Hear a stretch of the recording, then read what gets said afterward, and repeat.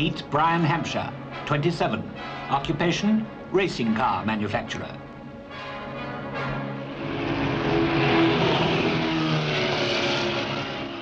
This chassis is the brainchild of a four-man syndicate.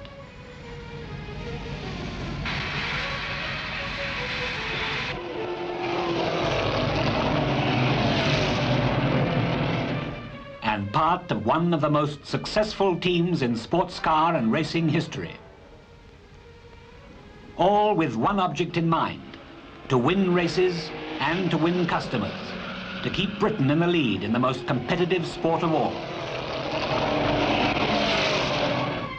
Brian Hampshire is at the beginning of the long road that ends at the checkered flag of racing victory. A lone figure, pitting his wits and engineering skill against the vast resources of the famous names in racing. But they too, almost every one, began like this. Brian is building this car in London, in his mother's bedroom. But however much you do yourself, it takes money. Brian Hampshire's capital came from tragedy. He was set upon in the street by thugs and badly beaten up. For his injuries, which stopped him racing, he got compensation, and it was this money that gave him his start. So far, he has spent 6 months and £1,700 on this Formula 4 car, the Bryham, from his name, Brian Hampshire. Very little of the car is standard. It's more his own manufacture than the majority of vehicles that find their way onto the track. The Piper. From original drawings, a plaster model is made, sectioned up to scale, a pattern which becomes the fiberglass shell of the car. Piper have reached the next stage of the race to the start, one beyond Brian Hampshire. A syndicate of 4 based at a garage in Hayes, Kent. They're in their 2nd year and have already sold 6 cars, including one to the States.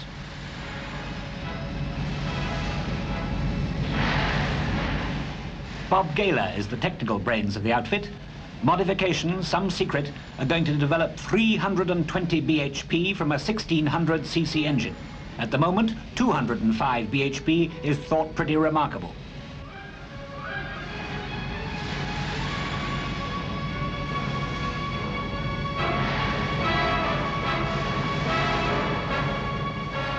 Designer Tony Hilda is also doing revolutionary things. Here he's at work on the body of the road and racing GT car. Production of this model may soon mount to more than 1 per week. Good going in a year.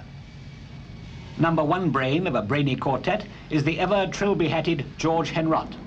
An ex-racing driver who built his own cars, 5 of them, because he couldn't afford to buy them. He went into the garage business in order to have somewhere to keep his races. The Piper began as a spare-time hobby. Now it's beginning to be big business.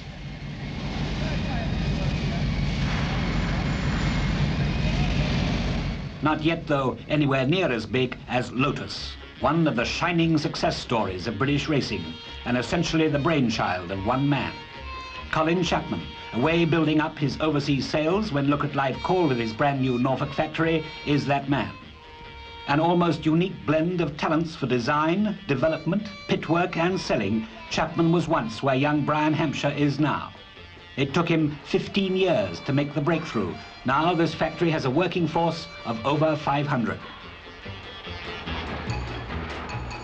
Chapman himself says that designing road cars is 10 times more difficult than designing racing cars, and the road to the Elan has been a long and arduous one, over 10 years since the idea was born.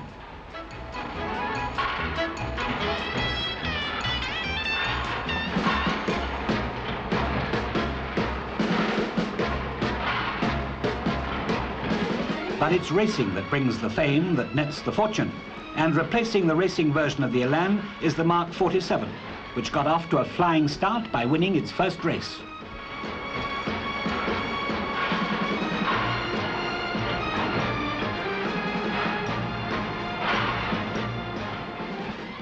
And they all meet at the Racing Car Show in London.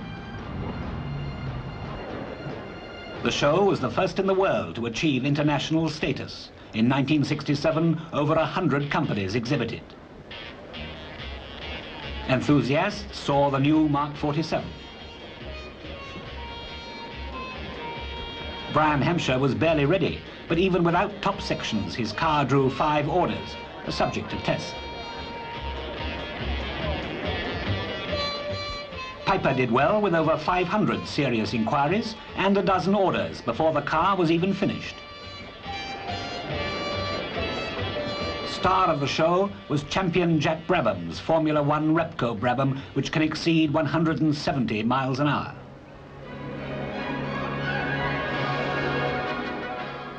A Lotus customer tries out his new car for size.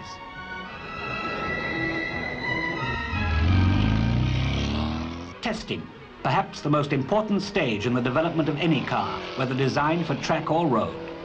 Not only performance is at stake, but this is where lives are saved by the merciless testing of tires, brakes, steering, and the safety factors that go towards reducing road and track risks.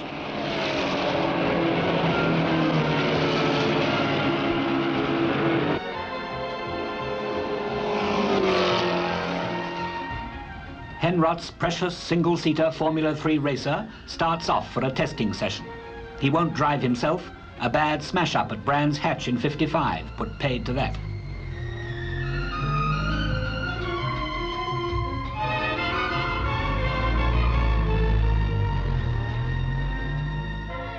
So hang on behind ex-Autosport champion Sid Fox as he calls the tune for the Piper.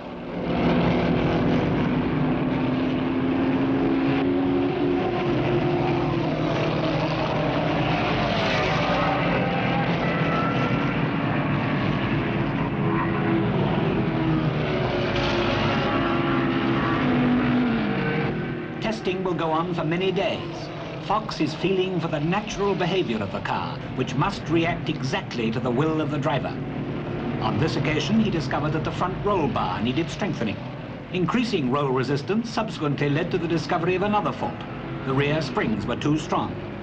The perfect car has never been built, never will be built. The winning car is the one with the fewest faults.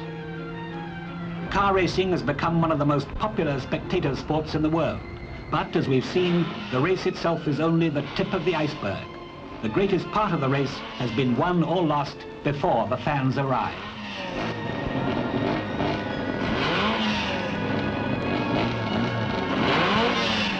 Glamour and racing go hand in hand. In this case, wash leather in hand. The first motor race was run in France in 1894 for voitures sans chevaux, carriages without horses. It was won by a steam tractor. The first car proper to finish averaged 11.4 miles an hour. Only 70-odd years ago, barely a single lifetime. Almost everything that goes under the bonnet was invented in the first few years. From then on, the story has been one of a continuing search for improvement, involving many millions of money, many thousands of fanatically determined people, racing to win in the race to the start and beyond it to the finish.